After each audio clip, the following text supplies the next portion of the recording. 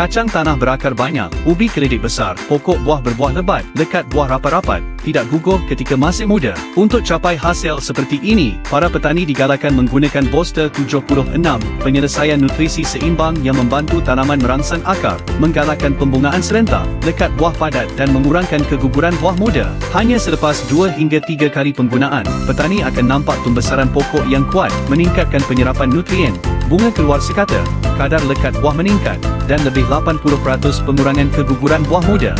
Hasil pertanian akan lebih berkualiti, buah besar, seragam dan warna cantik. Cara guna mudah. Campurkan 2 penutup Boster 76 dengan 3 hingga 4 liter air dan siram pada peringkat pembesaran atau sebelum berbunga.